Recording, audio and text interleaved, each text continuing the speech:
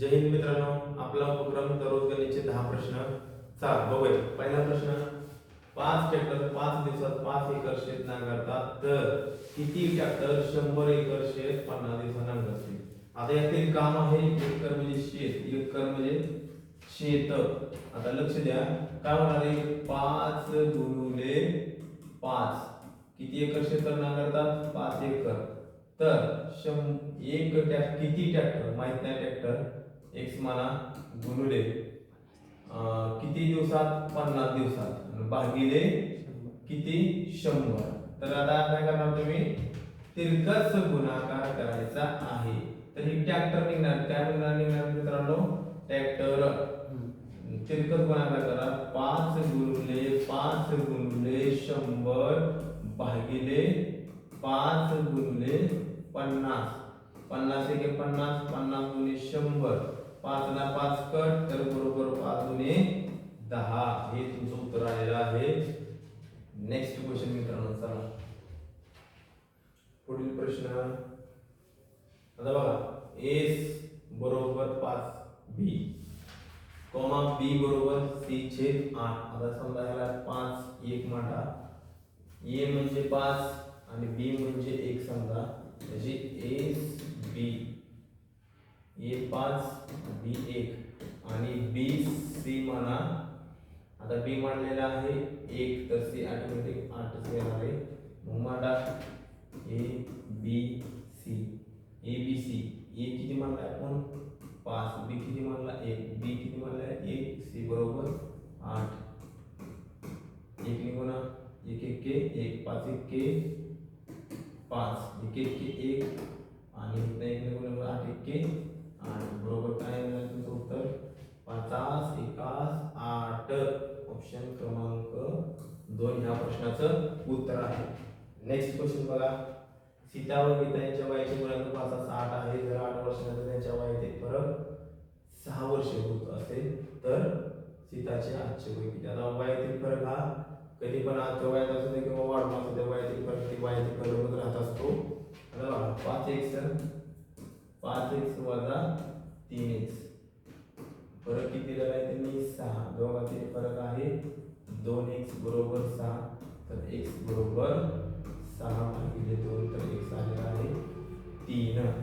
आता गुणोत्तर किती आहे? त्यांच्या वयाचे गुणोत्तर आहे सीता आणि गीता. बघा, सीताचं किती म्हटलंय आपण? 5 आणि गीता किती? 3. x किती निघाला? 3. 5 5 3 15 आणि 3 3 9.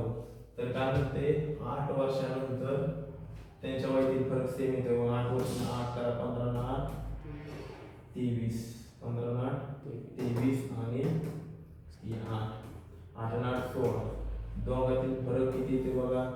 6. तर बरोबर आहे 6. ऑप्शन क्रमांक. आता विचारले काय? सीताचे आजचे वय. सीताचे आजचे वय किती निघले? 15 आणि 8 वर्षानंतर निघले 23. मग सीताचे वय विचारले 15. ऑप्शन क्रमांक 1 ह्या प्रश्नाचं उत्तर आहे. पुढील प्रश्न बघा.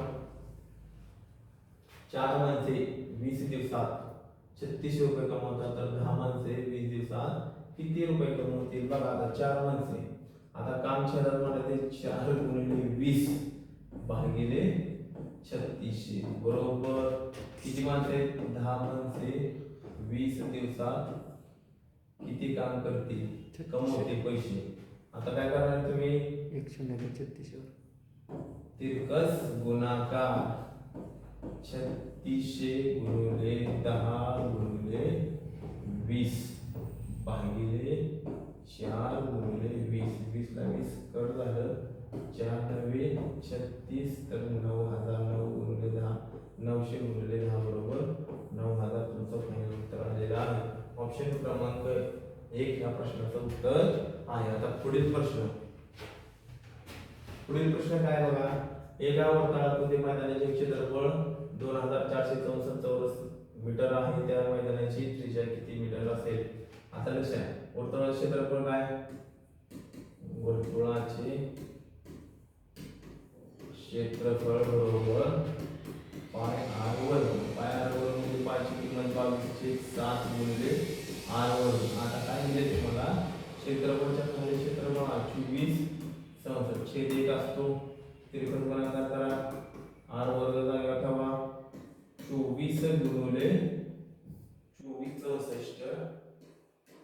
गुणिले 7 आणि भागिले 22. 22 एके 22, 22 एके 22 उरला 2, 22 एके 22 उरला 4, 22 दुनी 44. आता 7 दुनी 14, 4 1, 7 एके 7 आणि 8, 7 एके 7, 784. r वर्ग बरोबर 784. आता r काढायला म्हणजे वर्गमुळात 784 कितीचा वर्गमूळ आहे तर r बरोबर भेटला 28. तर तुम्हाला काय विचारलं त्यांनी की बाबा न मैदानाची त्रिज्या किती तर त्रिज्या आलेली आहे 28 मीटर. पुढील प्रश्न बघा. एका वर्तुळाचा व्यास 14 सेमी आहे तर त्या वर्तुळाचा परिघ किती सेंटीमीटर असेल. आता सूत्र काय वर्तुळाचा परिघ बरोबर 2 पाय r. आता परिघ व्यास जो असतो त्रिज्येच्या दुप्पट असतो बरोबर आहे.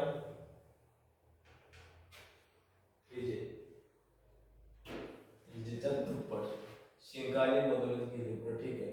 14 ची निप्पट बरोबर 7 तर त्रिज्या भेटलेली आहे आपल्याला 7.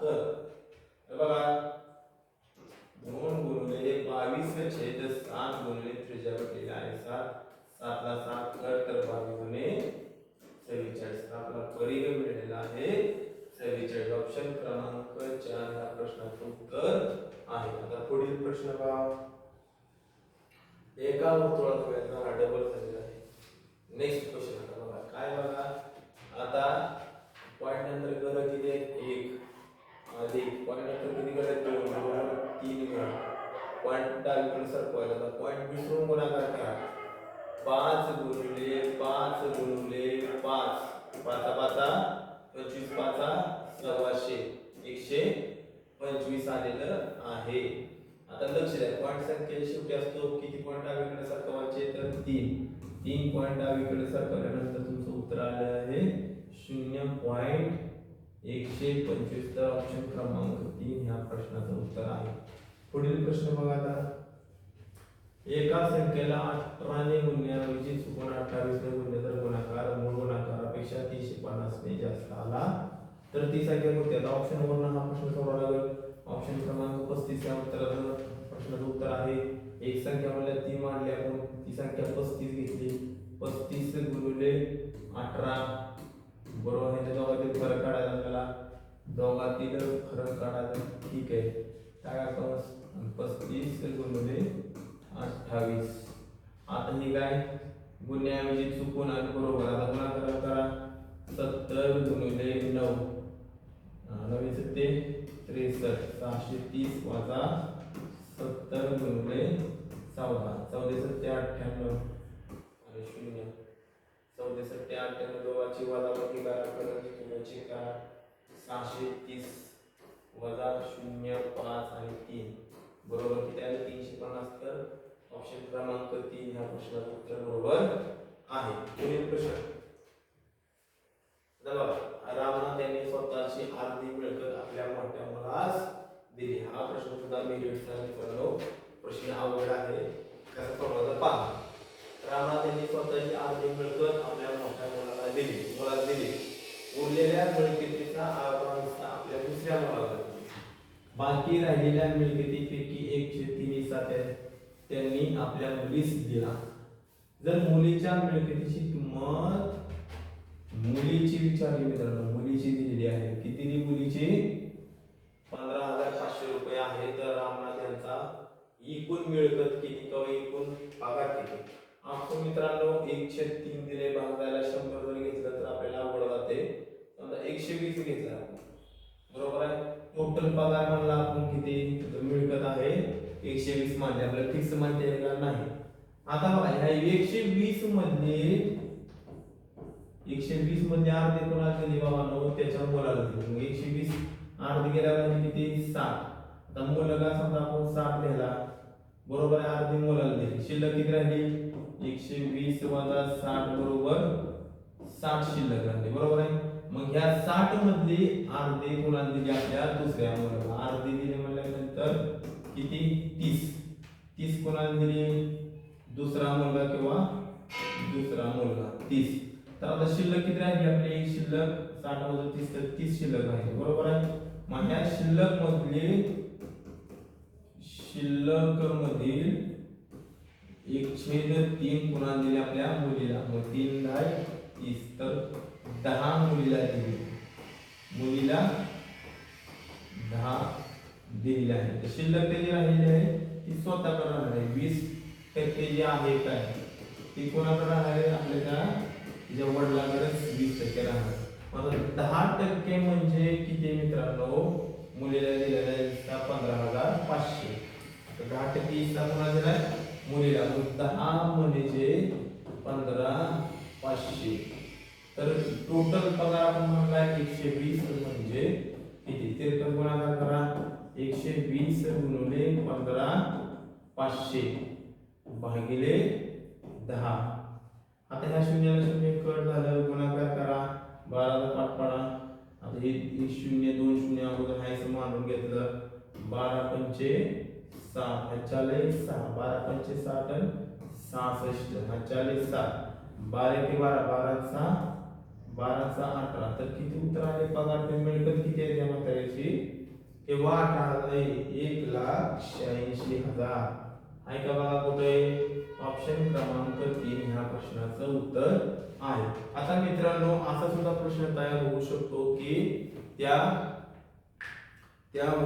मुलीच्या वडिलास किती रुपये शिल्लक राहतील, हा सुद्धा प्रश्न विचार. आपण वडिलांची शिल्लक काढली तर 20% वडिला जाऊन राहिले. मग कसं काढू शकतो आपण बघा, आपली टोटल मिळकत किती, 120 पैकी त्याला टोटल मिळकत आहे आपली 1,86,000 त्यांची मिळकत आहे. तर वडिलांचा वाटा किती राहिला, 20%. तर भागिले 53 गुणाकार करा, वडिलांकडे जेवढी रक्कम शिल्लक राहिली तेवढी शिल्लक राहणार आहे. मग कसं, 20 गुणिले 1,86,000 भागिले 120. या शून्याला हे शून्य कट झालं, 12 6 × 6 6 × 18 6 × 6 आणि 3100 म्हणजे 31,000 त्या वडिलांची रक्कम राहणार आहे. किती, 31,000. असा सुद्धा प्रश्न पडू शकतो ना. काय प्रश्नाची काटाने पातळी जर बनवायची म्हटलं तर आणखी बनवू शकते. आवडला असेल तर YouTube चॅनलला सबस्क्राईब करा, व्हिडिओला लाईक करा आणि शेअर करा, कमेंट करायला विसरू नका. तुम्हाला एखादा क्वेश्चन मित्रांनो देतो, तो क्वेश्चन तुम्ही 100% सोडवून आणा आणि त्याचं उत्तर आम्हाला कमेंट बॉक्स मध्ये 100% द्या. आता बघा नेक्स्ट क्वेश्चन घ्यायचा म्हटलं तर आता ऍड पेज करावं लागेल आपल्याला, बरोबर आहे. ऍड पेज केलं तर कुठला प्रश्न देऊ मला, चला गणितच देऊ आपण. समीकरण, आता समीकरण देतो 625 गुणिले 25 भागिले 50 वजा 325 गुणिले 25 भागिले 125 अधिक 1200 भागिले 100 गुणिले 125 बरोबर प्रश्नाचिन्ह. ह्या प्रश्नाचं उत्तर मित्रांनो तुम्ही कमेंट बॉक्स मध्ये द्या. भेटू पुढील व्हिडिओ मध्ये. जय हिंद.